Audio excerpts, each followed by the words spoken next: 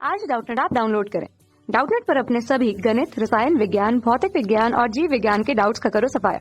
बस प्रश्न की फोटो खींचो, एक ही प्रश्न को क्रॉप करो और तुरंत वीडियो सोल्यूशन पाओ। अभी डाउनलोड करें। हेलो एवरीवन, तो आज का हमारा प्रश्न है, निम्न में से कौन से कथन इस तथ्य को आधार प्रदान करते हैं कि विस्तृत यौन प्रजनन प्रक्रिया जैव विकास में बहुत बाद में दिखाई दी थी। ठीक है, तो गाइस यहाँ पे क्या दिया गया है, यहाँ पे हमारे 4 कथन दिए गए हैं। उन कथनों के आधार पे हमें ये पता करना है कि हमारे इन चारों विकल्पों में से सही विकल्प कौन सा है। ठीक है, तो गाइस हमारे पहले कथन में क्या है, हमारे पहले कथन में है जीवों के निम्न समूह में सरल शरीर रचना होती है। तो जीवों के निम्न समूह से क्या तात्पर्य है, जीवों के निम्न समूह से तात्पर्य हमारे प्रोकैरियोटिक जीव जंतु। क्या है, प्रोकैरियोटिक जीव जंतु।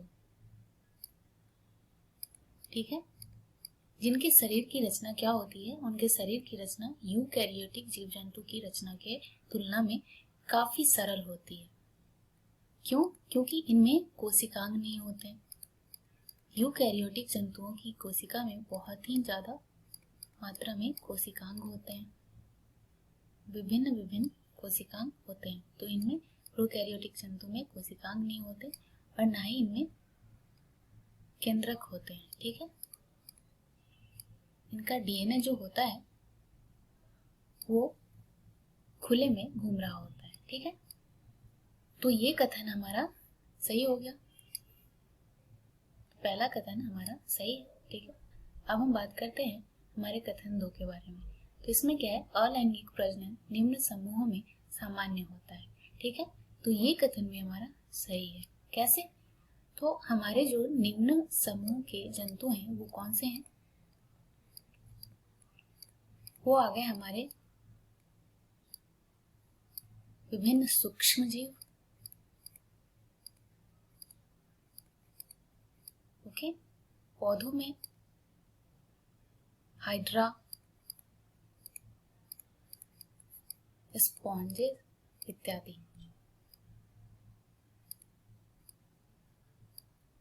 सूक्ष्म जीवों में अमीबा इत्यादि। ठीक है, तो ये सब हो गए हमारे निम्न समूह के जीव जिनमें अलैंगिक प्रजनन होती है। ठीक है,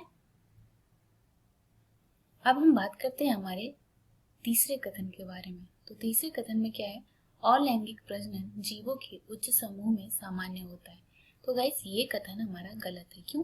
क्योंकि यहाँ हमने बताया अलैंगिक प्रजनन निम्न समूहों में सामान्य होता है।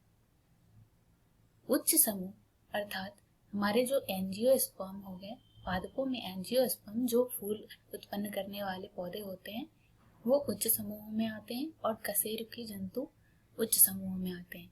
उनमें अलैंगिक प्रजनन जो है वो सामान्य नहीं होता है। ठीक है, तो ये कथन हमारा गलत हो गया।